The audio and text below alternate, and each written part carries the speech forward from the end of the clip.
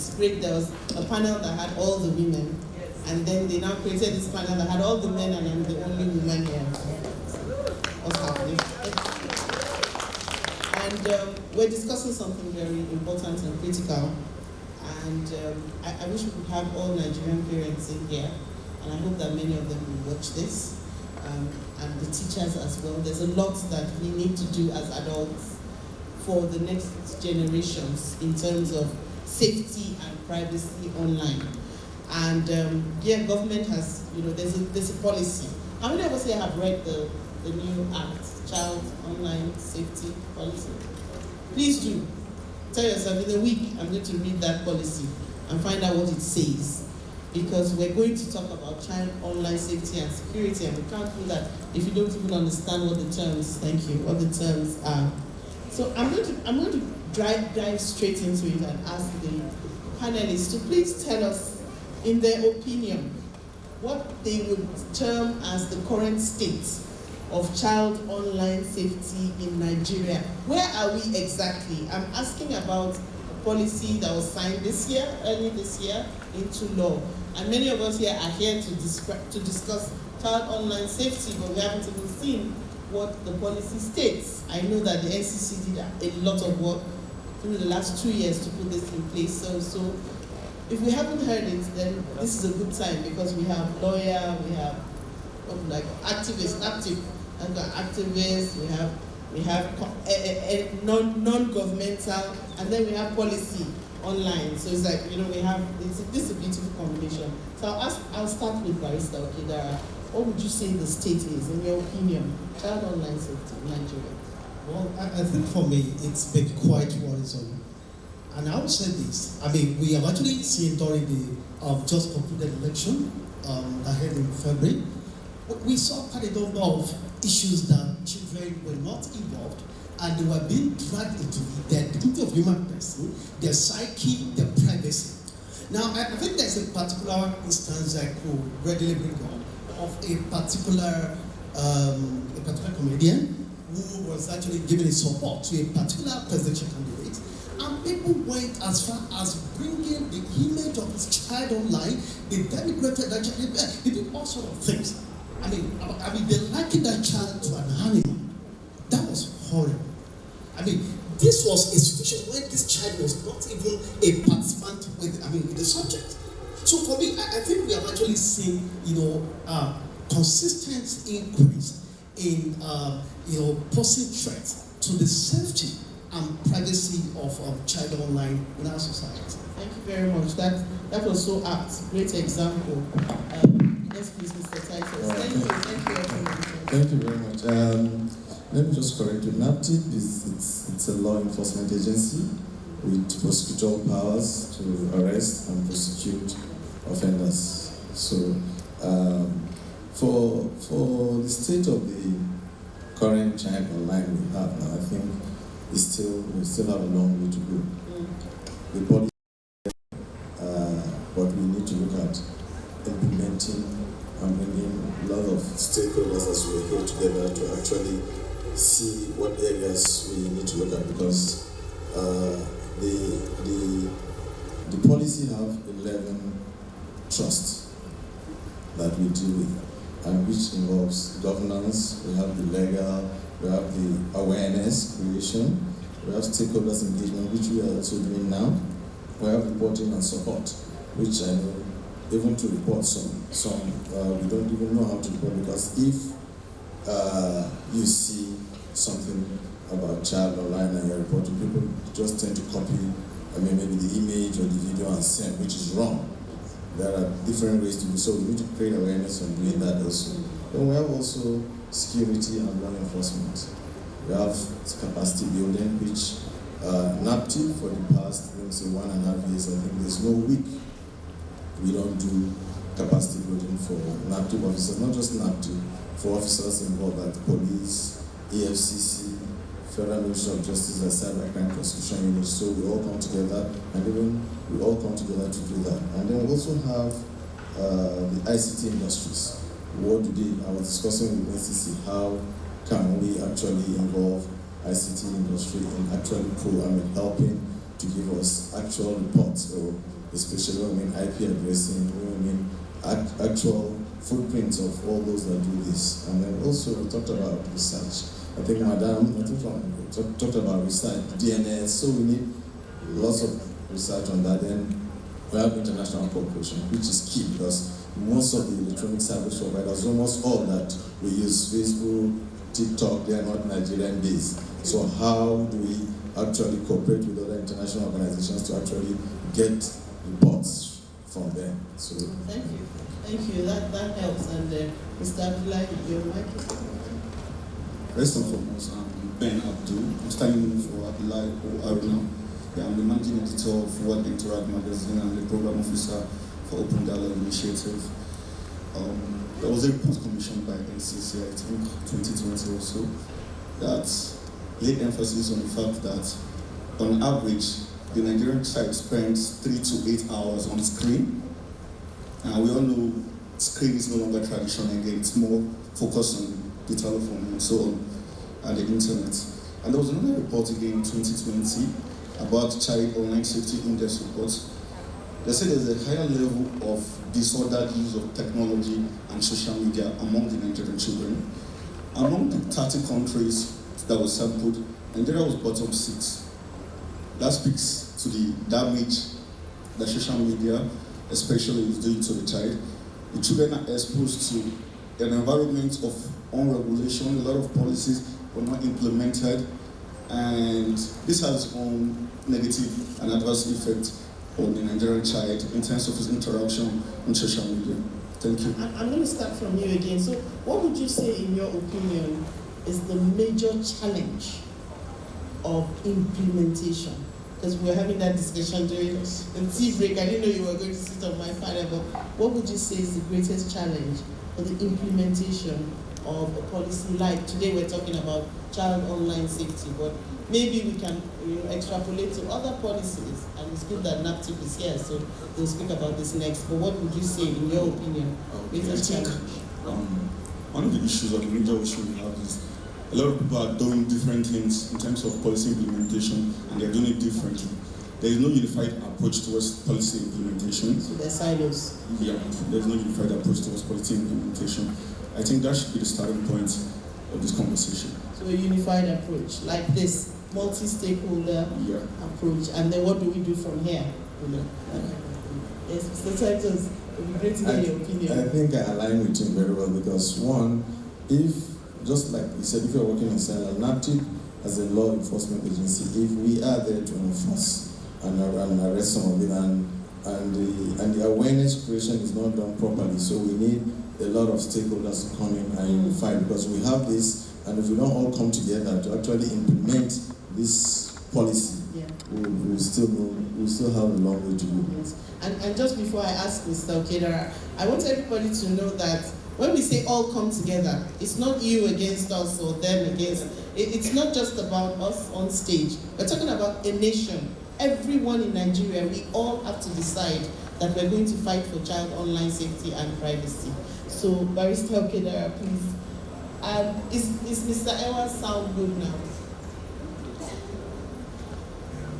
We still can't hear you. Can you unmute so we can test?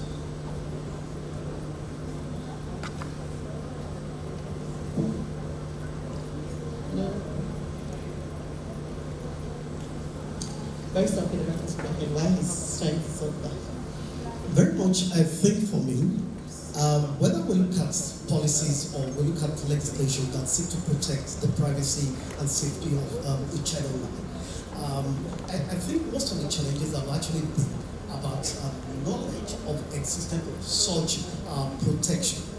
Now, the good thing is, how many of the children, how many of their parents are aware that these children have rights that protect their existence, and their activities online, and this right cannot be taken away by the school, by the government? How many of them are aware? Because see, we first of all need to start from the place of knowledge. When I know that I have a right to something, it is after that I can exert that right. Okay, so I think sometime in 2021 or so, a child in a state called Kerala in India, filed an action against the state, and challenged them that they violated their right to access the internet. Because that child, it was a girl, so she was using the phone, and I think the school, the hospital, seized the phone from her. So she wasn't allowed to use phone because generally, I think for some reasons, the girls were stopped from using phones while the boys were allowed to do that. So at the end of the day, she said, no, I'm actually using my phone to undertake, homework, assignment, and all of that. So at the end of the day, our parents said, okay, we need to press, a suit. And they filed a suit. At the end of the day, the court actually returned with a verdict that seizing that phone call was a violation of a right to access the internet. And that was the first case, not only in India, everywhere in the entire group, where right to internet was first declared as a fundamental human right by a court. But that stemmed from the place of knowledge. Unless there is that knowledge, then we don't think, it's their school. Everything they are doing is for your own good, okay? No, it's not. That child has a right to access the internet to learn. So we need to promote much of knowledge, in all the government in order to make our policies and of course our legislation effective. Thank you very much. I'm going to come right back, but I'd like to hear from Mr. Ewah. Is he good? Acting Director, eGovernment and Regulation. And someone help us, please. People online can hear him. Media, we'll just continue this conversation. And I like, the angle that you are taking us through now, which is, so if we say that it is a fundamental human right, that everybody should have access to the internet, including children, then it behoves on the parents and the teachers to make it safe. Because, if you say it's a fundamental human right, then we say, okay, everybody should access. But how do we now ensure that when they do access, they will be safe? So what do you think are the roles of, let's talk about schools first. We'll come to parents, but let's talk about schools because we have teachers in the audience. I know we have parents in the audience as well. Many of the teachers are parents anyway, but let's talk about schools. What kind of structures do you think can be put in place now? So if we say, okay, you have a right, you can take the phone, you can go online. What kind of structures? And I want us to localize it for Nigeria. What can we put in place? Okay, so thank God I laid that foundation on the right. And let me say this clearly. There's no right anywhere in the world that is absolute. Now, all rights can be restricted. However, in strict adherence to the rule of law. So how can this right be restricted? So what we are saying is that the right of that child to access the internet, which is the right to express himself or herself, now is a right that can be restricted. And that has to be in strict adherence to the rule of law. So how will the school, stand to say, look, you have a right to access the internet. It's not even a right we are giving you as school. It's not a right Nigerian government is giving you. No government, you have that right because you're human. And that's why it's called fundamental human rights. So, but what we need to do is that we need you to maximize the exercise of this right in order to also prevent you from another abuse. So let me make it this clear. Now, when you look at when a child is trying to access the internet, to undertake assignment, to create content, to learn, he or she is exercising right to expression. Now, which the law protects. However, while doing that, there are some predators on the digital platforms who want to take advantage of him or her. So, in doing that, then that is where the critical stakeholder institutions like school comes in to say, look, we will help you in enjoying this right without the damage to another right. Because that same child has a right to the dignity of a person. Now, while exercising that right, if she's being bullied, then another right is being violated. So the school will not come up with, okay, how do we ensure that the national cyber policy we have, how can we break them down? And so that when these children, whether they're in school, accessing the internet, how can we guide them in details without having to, let us not stick it to love now. So would that be, in your opinion, knowledge, yes, awareness? Absolutely. Awareness, speaking to the 11 pillars now. There's awareness, knowledge, and maybe enforcement? Yes, on the part of the school, yes, some kind of local or basic enforcement. Yeah, because I know when young people hear enforcement, their eyebrows rise, absolutely. Their pupils dilate, but enforcement, even to come up stage, there's a way to come up stage. So life has to be enforced. Everybody here is sitting. If everybody decides to stand up, other people will not be able to see the stage. So there has to be some structure to the access to the internet. So Mr. Titus, I'll come to you now. In your experience now, because you are actually in the trenches, guiding this. Let me just give you an example. We usually have some sensitization in schools, and cases come. In fact, just even before I left the office this morning, I had a report of about 7 cases of revenge porn. 7 cases, so that's how we deal with it every day. So we're in this school, I won't mention the name. What happened is, so parents take note, even teachers. It's a tertiary institution in Abuja, and there are some particular group of girls. What they do is they wait when their colleagues, when their female friends are going to the bathroom in the morning. They come with a phone, take the pictures of their fellow students, and then keep it, and then send it to a cell. We're still working on to identify those cells. They send these pictures to them, and then they now call that lady or that girl. If you don't pay us some money, we'll post your picture. And in return, the person that sent the picture, guess what they will give her? They will just buy her a shawarma. Shawarma. So the school was able to identify that girl, and we're still working on it. So that's an example of safety on the internet. And students, let me just ask you, do you know the meaning of Facebook? Yes. What is it? You said what? No, the meaning of Facebook is what? Face your boo. Say it. Next one. Say face your boo. Okay. So let me just ask you one question. What is the greatest threat to the internet? Who can answer that question? If anybody answers that question from the student, you have something to go home with today. The greatest, I've asked that question. Yes. The greatest threat to the internet? Yes, quickly.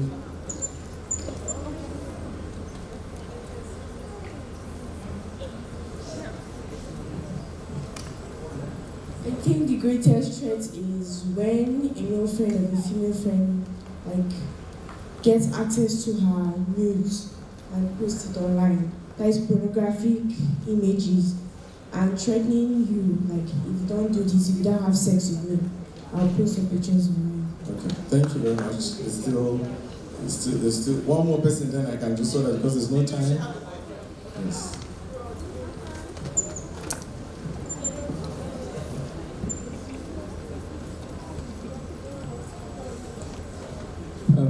Poor cyber hygiene and computer viruses. Okay, you're closer to that. Thank you very much. You're closer to that, but... We have somebody from okay. Just the last person. The greatest threat is, I think, your personal data and identity. Okay, so you are close to. Identity theft. So you are close to that. So let me give you the answer. The greatest threat. Let's just give them a round of applause. You all got it right, but I wanted a point. So the greatest threat to the internet is who? You. Say me. Say me. From all what the speakers have been saying, you heard about having to not to click a link that is not supposed to be clicked. Having a very poor password combination. So all that. So the greatest threat to the internet is me. Because if you don't click, if you don't open attachments that are sent to you that you don't know, treat everything that is sent to you as if it's a physical person. If someone you don't know comes to you today and says, come, Can you follow me, or can you follow me? Will you follow him? No. So treat that as you're treating a physical person. Treat the internet like you're meeting a physical person.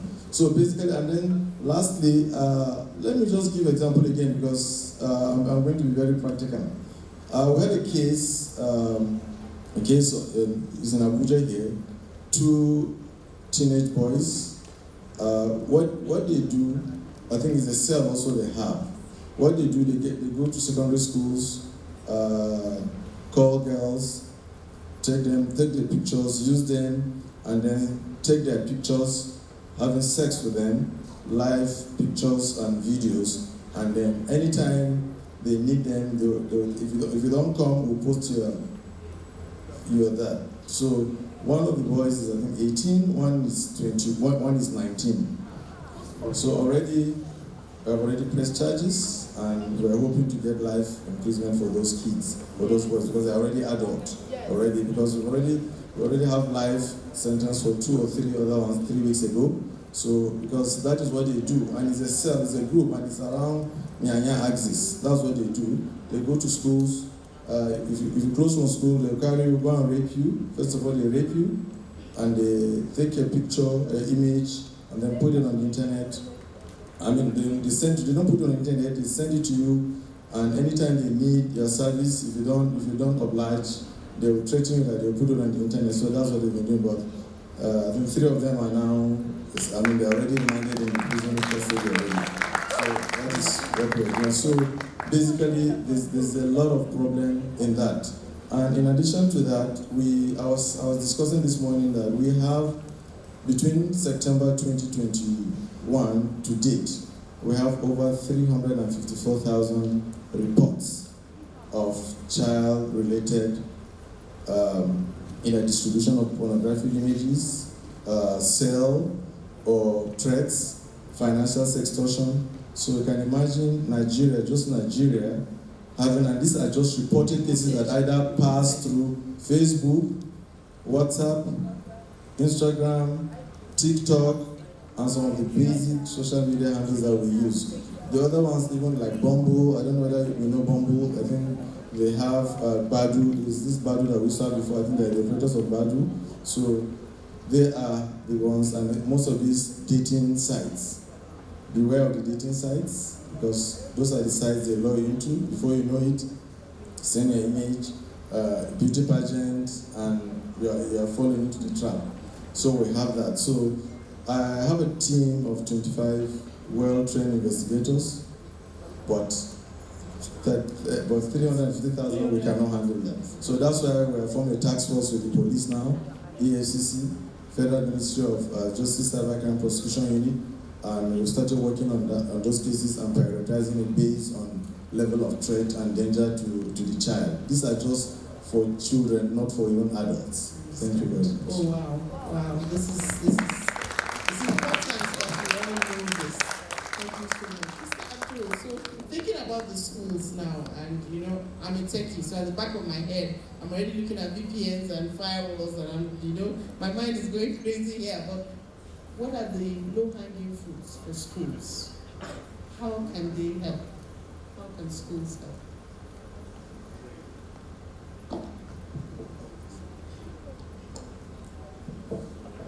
We lay emphasis on what the schools needs to do. Like we spoke earlier, we should also shine beam of a light on some cultural practices that militate against efforts being put by schools, because some of the teachers are, some of them, they know they're not in a good place in terms of enforcing school policies. These children, sometimes they come to schools and you discipline a child according to the standard of the school, and you see, I've seen a lot of videos of parents even going to school to harass teachers. This is my child, he has a right to this and a right to that. This must be a collaborative effort. Growing up, I remember there used to be a PTA meeting. It was that intense. Everybody comes, have a heart-to-heart interaction, the teachers and the parents. They lay out framework for which the schools and lay down principles for which the schools should implement to have a safer environment. But we are dealing with a generation Z that are very smart also, very, very tech savvy. So most of the time, like, you as a parent, I think it takes you working extra mile tech-wise too, for you to even have a grasp on what they are doing with their telephones, what they are doing with their smartphones rather. It takes a grasp. So teachers too, personally from my own perspective, they are not in a good place based on the limitations in terms of enforcement of policies by some parents. I think the emphasis should be on better collaborative effort between the parents and the schools. And secondly also, like we spoke about cultural practices the other time, there was a case, I think it happened sometime this year, I saw it on the internet, I think it was on Facebook. A popular skit maker, he sexually objectified a minor, I think sometime this year, he sexually objectified a minor with the consent of her parents. With the consent of her parents. I think that case was persecuted, but I didn't know the logical conclusion of the case anyway. Okay, but I don't know the logical conclusion. So you can see, I think the internet space has become a good and bad place for the children exactly. Like my Ogaya said, the greatest threat to the internet is you. And the greatest asset to the internet is you. What you choose to do with that internet determines the outcome of your interaction on that very, very unpredictable space. So talking about the parents now, Mr. Ewah, are you with us? Can you speak? Okay. So Mr. Okedara, just talking about the parents now, and this is like a wild card. How do we even begin the process of making parents more informed? I mean, I am a techie. I've been developing applications since the 90s, and there's still some things on my phone that I just hand over to my teenagers and say, sort this out. And that's me, which means that many parents just really have no idea even how. Many houses now have internet. There's fiber in the house, there's Wi-Fi.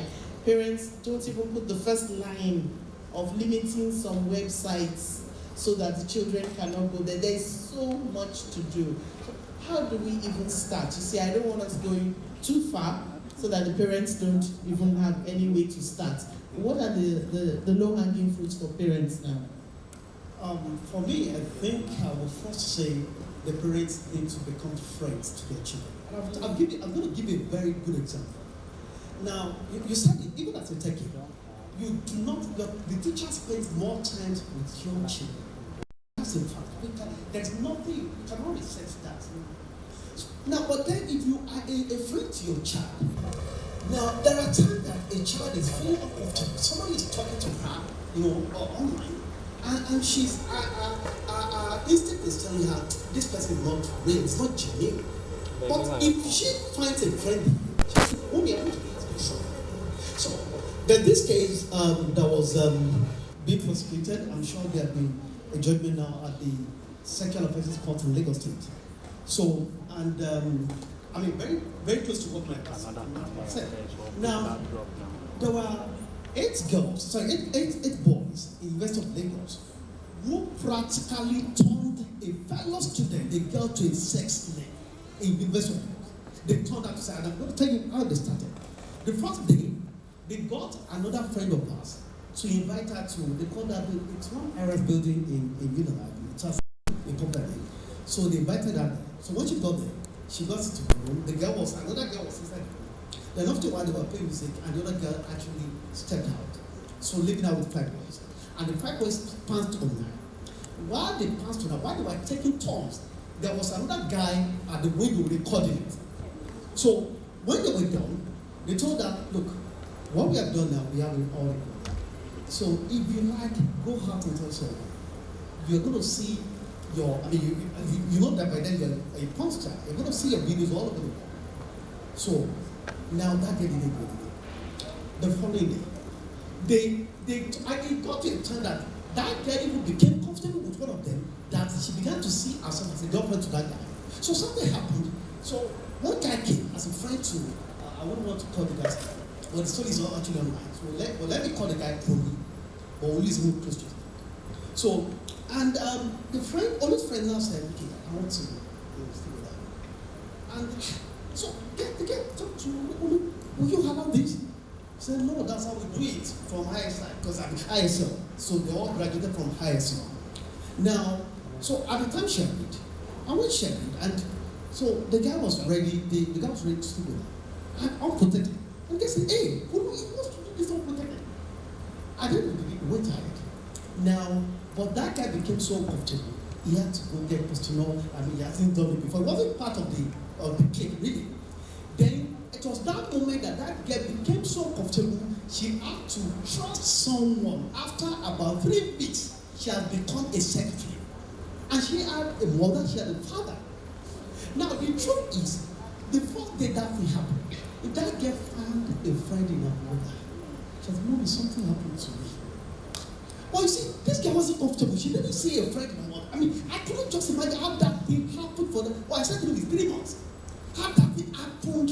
You know, anywhere they go, when a new friend comes in, that new friend will still be there. So, but that only continued for that long because that girl couldn't find a friend in a mother, in a father, in somebody she could talk to. So I think the first thing we need to do, which is most important to me, that all parents should make themselves friends with their children. Even when you're in danger, when somebody's talking to you, talk to me. And I will beat you. I love you. I think that's very important.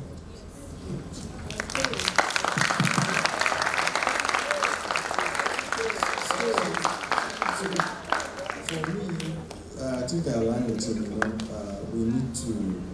We need the parents, we parents actually be involved in talking to our wards.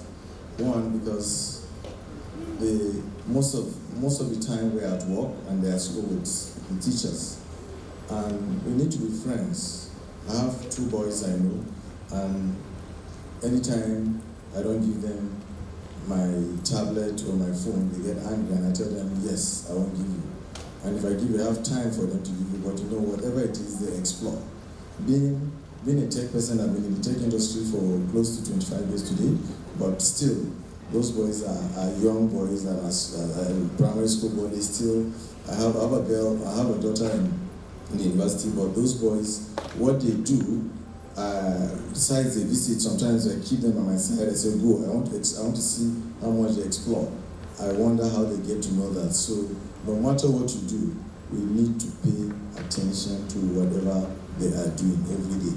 And in schools, for me, I don't know whether in schools or internet at home.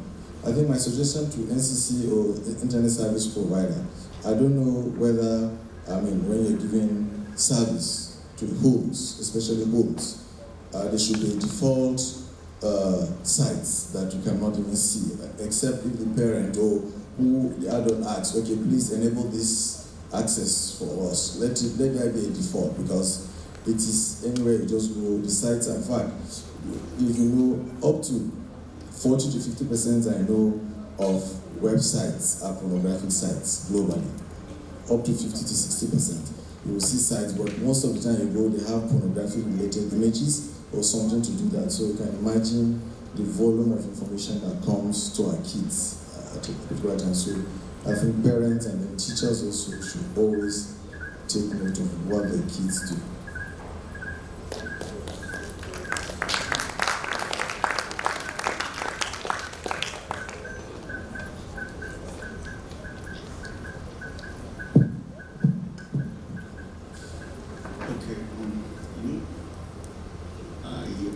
I like laying emphasis on culture and morals. Maybe my northern background just sets me out on that. You know that some of us were brought up in a conservative environment that prevents certain discussion on hot button topics. Hot button, there are some taboo topics that no matter how bad it gets, children are not comfortable enough discussing it with their parents. Like I gave you an instance the other time of a young girl. Someone, of course, rape usually happens with people you trust the most. A young girl with someone that was supposed to be her father. He took advantage of her sexually, and he was doing it over and over again until a period she just got so comfortable. She didn't confide in her blood sister that kept her in the house, but she confided in a woman in her church close by, and the woman reported the case to NAPTIP, and NAPTIP prosecuted the case to a logical conclusion. Most times over here, there was a place I used to work, privileged to sensitive information, especially as it concerns sexual abuse, especially in the northern area. Most times, people prefer to settle this thing with the king, with the monks, and so on, because they don't want shame to come to the family. And these things prevent a lot of young children from even being courageous enough to approach people ordinarily that they should have this kind of discussions with. I think parents need to be more open. Those cultural limitations that has placed boundaries on the extent of intensity of our discussion with our children, I think as we evolve as people, we need to start breaking those blocks one by one in order to be, as I said, friends with our children. Wow.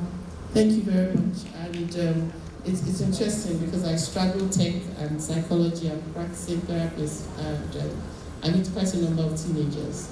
And there are a myriad of issues that have come together to where we are now as a nation. Low self-esteem, the need for external affirmation. So many things have driven the pandemic that we are finding ourselves in now. The need for females to feel that if somebody wants to have sex with you, it means that they find you valuable. And that is such a wrong notion. So there's a lot of work to be done with the young people. And just listening to this has sobered me a bit, just listening to how bad it is out there. Some of us, we're kind of shielded, we don't have this kind of information. So I'm also glad that on the panel, we've been able to have a transparent conversation. Because again, as Nigerians, words like sex, we're whispering it on that table. Meanwhile, people are being blackmailed for this kind of thing. I mean, young children blackmailing one another. What has the world turned into? But as Nigerians, like you have said, our culture, we are a community, we're communal. If this community starts to become abusive because of the same value, so the value that we're saying is we're espousing familial values. So if somebody in your family abuses you, there's a high likelihood, it's changing now, but there's a high likelihood that they will say you should protect the person, the perpetrator, and they'll say it so that they will not shame the victim, but that's a lie. It's the person who has offended who should be ashamed of their offense, not the person who is suffering. So young children, not just girls, not just boys, if anybody takes advantage of you, the person taking advantage of you is the one that has the issues, not you. The person who's taking advantage is the one who needs help, not you. You are a victim, and you are the one we should support and we should help. So today you have access to information. Use it. When you get back to your school, talk to the other children. I wish we could put everybody in the room, but these conversations need to go far. I'm just going to ask everybody to spend 1 minute and just give us a summary of your thoughts. I mean, we've touched on so many things, but give us a summary of your thoughts of how we can evolve. We're here now. We've heard about how it is. It's tough out there. But how can we evolve? What next in Nigeria when it comes to child online safety? I'm going to start from Mr. Ben Abdul. Okay, I think we should continue something like this and even intensify engagements like this. It's an eye-opener. A lot of young ones are here today. Some of them, this will be the first time that we've ever had this kind of conversation. And it's an open and sincere dialogue, if you ask me. Going forward, we need to take the conversation to where the problem is, the grassroots. We need to bring the community, like you said. Once this whole conspiracy of silence, trying to protect a name becomes a community value, it erodes the essence of value in itself. We need to take this conversation to the community. We need to make people understand the reasons why such acts, regardless, should not have a place in our society, and why the victim itself should not even be shamed or take responsibility for the irresponsible act. Thank you so much. Thank you. Thank you. Yes. Thank you. I think for me, awareness is there. And then as an officer also, capacity building. There's something you said that which is key, mental health. So look at the mental health of officers solving the case. You look at the screen, you're looking at pornographic images from morning to evening. What does it do to the investigator? So that is why most times we don't even allow two investigators watch same pornographic video or image at the same time. We don't do that. Only you that is handling the case, go watch and tell us what you have seen. So even the officers handling those cases, they have that mental, every day they keep, in the morning I go to office, sir, there are 2 cases or 3, you need to watch this. So what do you think it does? So even the therapy to to even those handling those cases is key. And that is what I think we should start building in our law enforcement agencies in Nigeria. Thank you. Okay, so I'm going to speak to the Nigerian child, whether in this room or anywhere in the world. You see, the first thing is that please do not involve yourself with any stranger you find online.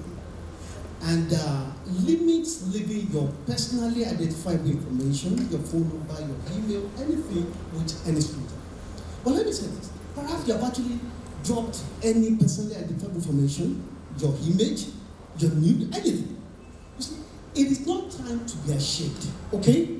So what you need to do is you now need to exercise a right that is not your father's right, it's not your mother's right, it's not the government's, it's not the school's right. And the state has a duty to protect that right. You have to do it. Even if your mom, your dad, you think they don't have money to pay the police, pay a lawyer. Now, NAPTIP is there. Now, there are NGOs, Digital Lawyers Initiative is one of such NGOs that will run the entire stretch for you to get justice at no cost to you or your parent. You have a right to the dignity of your person. So forget the fact that you made a mistake in the past and somebody is threatening you with a lead. That person is actually playing or joking with jail, a lifetime jail. Okay? I beg you, please do not be ashamed of it. Come forward, talk to someone, and find a friend in your parents. They cannot kill you, they are your parents. If they are correcting you, they want to guide you to the best future you should have. Find a friend in them, talk to them. I met someone. I dropped in my picture. I'm ashamed of myself. Help me. If your mom or your dad says, I don't have money to pay police or lawyer, tell them there's an organization that can do it for us. So that person will not ruin my life. Please, you have a right, exercise your right. Thank you.